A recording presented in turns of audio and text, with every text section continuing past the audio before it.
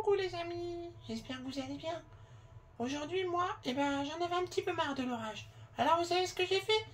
J'ai décidé d'appeler mon oiseau magique pour qu'il m'emmène loin d'ici, parce que ras-le-bol, hein. Et du coup, il est venu et tout, et puis on est parti. Il m'a porté sur son dos, comme à chaque fois. On a traversé des océans et tout, et puis là, on est arrivé dans un petit village, où il y avait plein de tentes. Alors je dis à l'oiseau, tiens, laisse-moi là. Et plouf, je suis arrivé dans le village. Et vous savez ce que c'était comme village? Un village d'Indiens. Et oui, il y a toujours des Indiens de nos jours. Ah, et puis c'était joli, hein. Il y avait le petit feu de camp au centre et toutes les tentes autour. Et puis il y avait les petits Indiens qui étaient tous les plus beaux les uns que les autres. Et il y en avait un qui était particulier parce que à chaque fois qu'il y avait quelqu'un qui avait besoin de dresser un animal, un cheval qu'il venait de capturer ou une vache un petit peu trop énervée, et ils appelaient toujours ce petit petit indien. Et ce petit indien-là, il s'appelait Dompi. Et Dompi, il avait un don spécial. Lui, il arrivait à parler aux animaux. Et en fait, dès que le cheval ou autre animal, il était un petit peu énervé, Dompi s'approchait, puis il leur disait quelque chose à l'oreille. Et après, waouh, comme par magie, ils étaient tout gentils, tout sages. Sauf que le problème, c'est que ça marche bien avec ces animaux-là.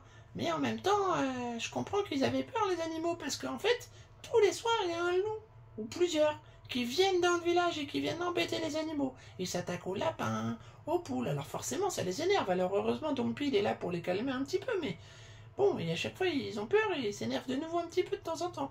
Mais bon, ce jour-là, Dompi, il a décidé de partir chercher les loups, directement chez eux. Alors là, les autres Indiens, ils ont dit, mais t'es fou, tu vas te faire manger, les loups, ils vont pas te laisser faire.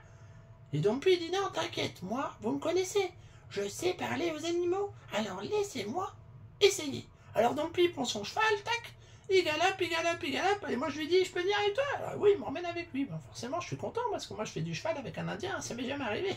Bon bref, on Dompi, plap, plap, plap, on galope, on galope, on galope.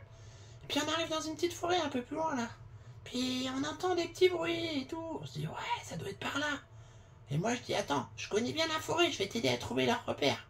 Et puis on a cherché un petit peu pendant quelques minutes, quelques heures, et ouais, j'ai trouvé leur terrier. Oui, parce que les loups, ils aiment bien habiter un petit peu sous terre, ou dans des petites grottes, ou des trucs comme ça. Voilà, ils étaient dans un terrier. Et je dis à Dompi, c'est bon, j'ai trouvé leur maison.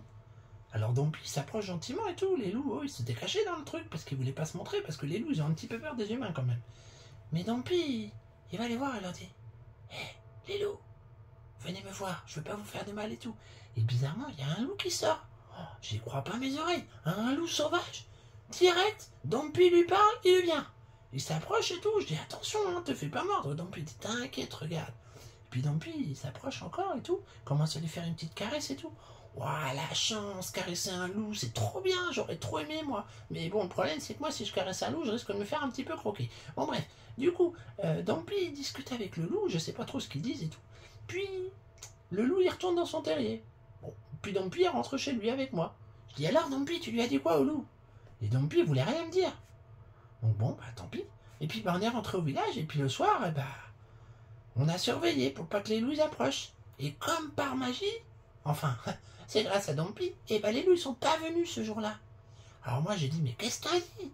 Et Dompi lui a dit t'inquiète, tu vas voir. Et le lendemain matin, Dompi il se lève très tôt.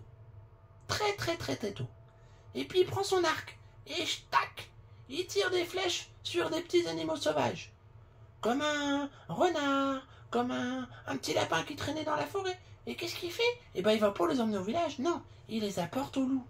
Et oui, en fait, les loups, ils ont plus besoin d'aller piquer dans le village maintenant, parce que Dompi, il leur rapporte de la nourriture. Il leur a promis que tous les jours, il leur apporterait quelque chose.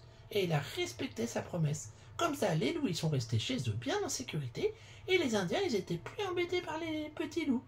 Et comme ça, tout le monde, il était content. Et Dompi, heureusement qu'il était là, quoi. Bon, allez, je vous fais des bisous.